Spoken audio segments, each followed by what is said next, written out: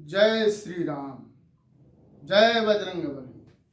आज हम भक्तराज हनुमान महाबली अतुलित बलधाम श्री हनुमान जी की कथा का रसपान करते हैं और उनकी स्तुति करते हैं।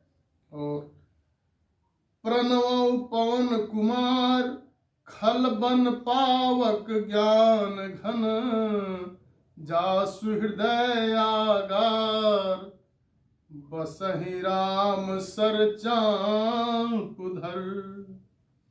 अतुलित बलधामं हेम शैलाभदेहं, दनुजवन कृशानुं जानिनामाग्रगण्यं। सकल गुण निधानं वानराणामधीशं, रघुपति प्रिय भक्तं वात जातं नमामि। गोस्पदीकृत वारिसं मस्कीकृत राक्षसं, रामायण महामाला रत्नं वन्दे अनिलात्मजम्। अंजनी नंदं वीरं जानकी शोकनाशनम्, कपीसमक्षहन्तारं वन्दे लंका भयंकरम्। उल्लंघ्य सिंधो सलिलं यः, शोकवनी जनकात्मजाया। आदाय तेनैव ददाह लंका, नमामि तं प्राञ्जलिराञ्जनेयम्। मनोजमं मारुततुल्यवेगं, जितेन्द्रियं बुद्धिमतां वरिष्ठम्। वातात्मजं वानरयूथमुख्यं, श्रीरामदूतं शरणं प्रपद्ये। आञ्जनेयमतिपाटलाननं काञ्चनाद्रिकमनीयविग्रहं, पारिजाततरुमूलवासिनं भावयाम पवमानन्दनम्। यत्र यत्र रघुनाथ कीर्तनं, तत्र तत्र कृतमस्तकाञ्जलिं। वाष्पारि परिपूर्णलोचनं, मारुति नमत राक्षसान्तकम्। बोलो महाबली वीर बजरंग बली हनुमान जी की जय। जहाँ जहाँ भगवान रघुनाथ की कथा होती है वहाँ वहाँ हनुमान जी अवश्य विराजते हैं कथा को सुनने के लिए। बोलिए श्री हनुमान जी की जय।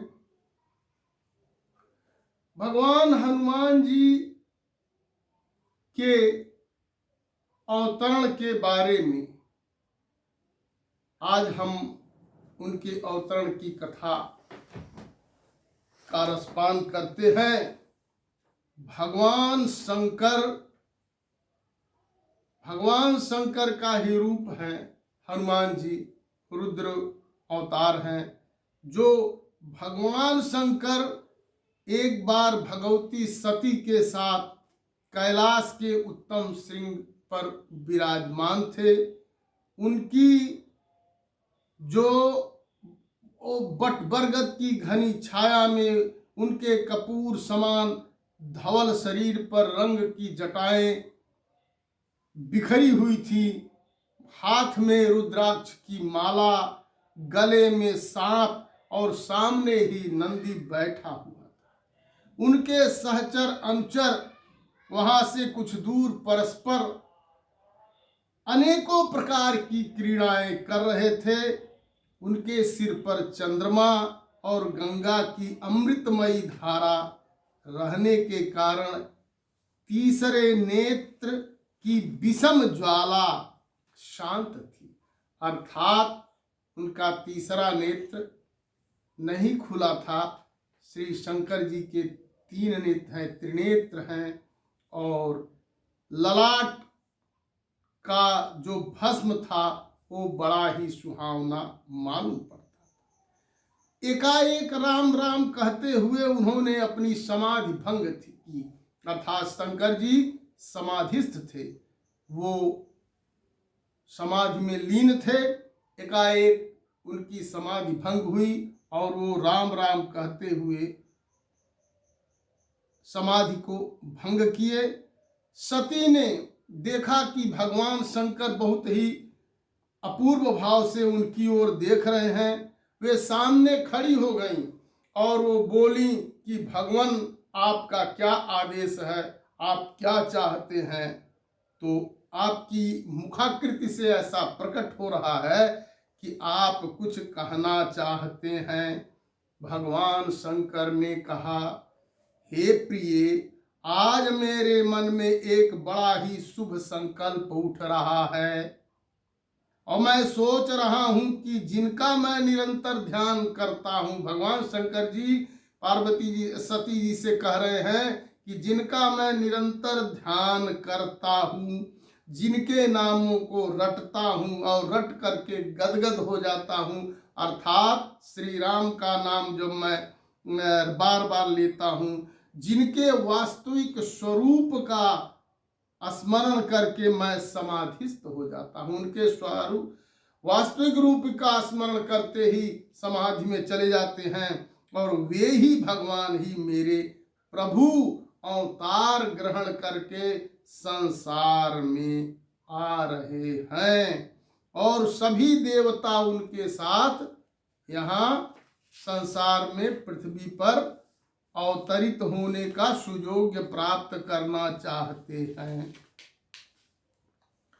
तब मैं ही क्यों वंचित रहूं, मैं भी वहां चलूं और उनकी सेवा करके अपनी जुग जुग की लालसा को पूर्ण करूं और अपने जीवन को सफल बनाऊं। भगवान भोलेनाथ की यह बात सुनकर सती सहसा सती को बड़ा आश्चर्य हुआ और वो सोचने लगी कि अब मैं क्या करूं। वो दुविधा में पड़ गई।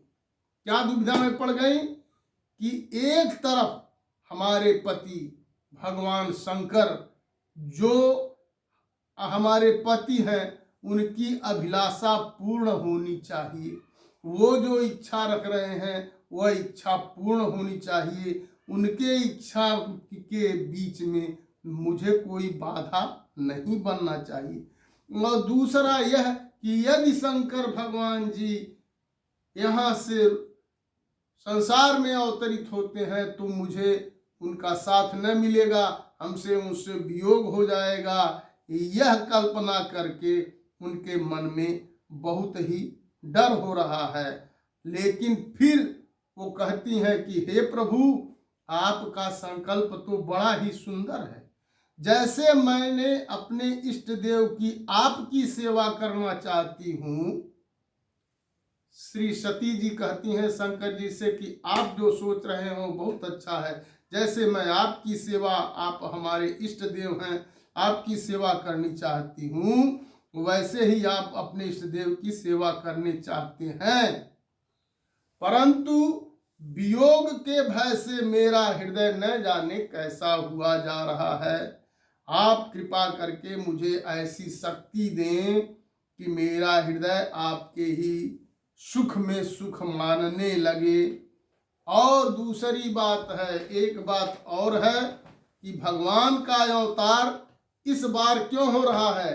भगवान का अवतार इस बार रावण को मारने के लिए हो रहा है। तो सती जी कहती हैं शंकर भगवान से, बड़ी मर्म स्पर्शी बात कह रही हैं कि हे भगवान, इस बार जो भगवान का अवतार हो रहा है, प्रभु राम का जो अवतार हो रहा है, वो धरती पर रावण को मारने के लिए हो रहा है, लेकिन वह आपका परम भक्त है, वह आपका बड़ा ही भक्त है। उसने अपने सिर तक काट कर आपको चढ़ा दिया है। ऐसी स्थिति में आप उसको मारने के काम में कैसे सहायता प्राप्त कर सकते हैं, क्योंकि वह आपका बड़ा परम भक्त है और उसने अपने सिर काट काट करके आपको चढ़ाया है।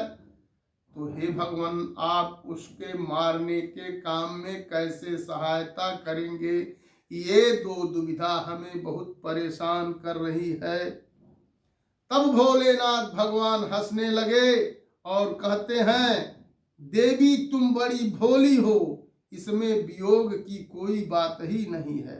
मैं एक रूप से अवतीर्ण होकर के उनकी सेवा करूंगा और एक रूप से तुम्हारे साथ रह करके तुम्हें उनकी लीलाएं दिखाऊंगा।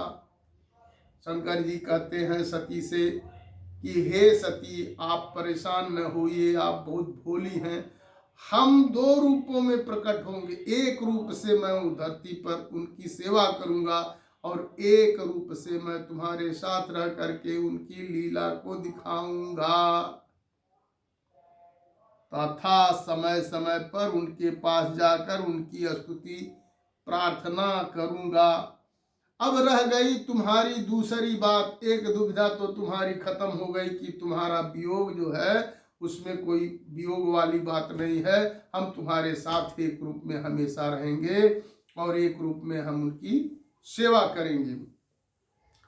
तो दूसरी जो तुम्हारी शंका है कि रावण जो है, भगवान राम रावण को मारने के लिए ही अवतरित हो रहे हैं और रावण हमारा बहुत बड़ा परम भक्त है, तो कैसे हम उसको मारने में सहायता करेंगे, यह रहस्य देखिए सुनिए। तो भगवान यानी कि शिव जी कहते हैं कि रह गई तुम्हारी दूसरी बात, सो तो जैसे रावण ने मेरी भक्ति की है वैसे ही उसने मेरे एक अंश की अवहेलना भी की है। अब रावण कैसे मारा गया? रावण को शिव जी ने मारने में जो मदद किया, उनकी सहायता किया, और शिव जी वही रुद्र रूप, वही हनुमान जी ही हैं, तो उन्होंने सहायता किया। क्यों सहायता किया? जो कि सती जी ने उनसे पूछा तो उन्होंने बताया कि दूसरी बात, जो जैसे रावण ने मेरी भक्ति की है वैसे ही उसने मेरे एक अंश की अवहेलना की है। वो कौन सा अंश है? तो तुम तो जानती ही हो कि मैं 11 स्वरूपों में रहता हूँ। श्री शंकर भगवान का स्वरूप 11 है, एकादश स्वरूप में है। और जब उसने अपने 10 सिर चढ़ा करके मेरी पूजा की थी, तब उसने मेरे एक अंश को बिना पूजा किए ही छोड़ दिया था। यानी कि भगवान श्री शंकर कहते हैं कि हमारा एकादश रूप है और रावण ने हमारे ही 10 ही रूपों की पूजा करके 11वें रूप को छोड़ दिया था। उस 11वें रूप का उसने उपेक्षा किया था, तब उसने मेरे एक अंश को बिना पूजे किए ही छोड़ दिया था। अब मैं उसी अंश के रूप में उसके विरुद्ध युद्ध कर सकता हूँ और अपने प्रभु की सेवा भी कर सकता हूँ।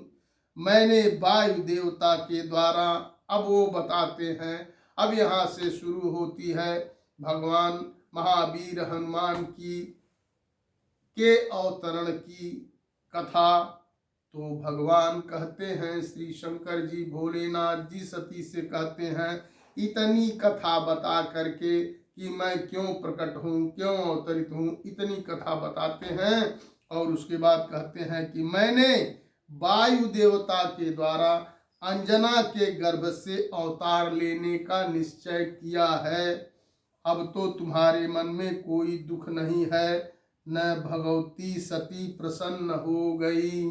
बोलिए श्री हनुमान जी की जय, श्री शंकर जी की जय, श्री रामचंद्र की जय।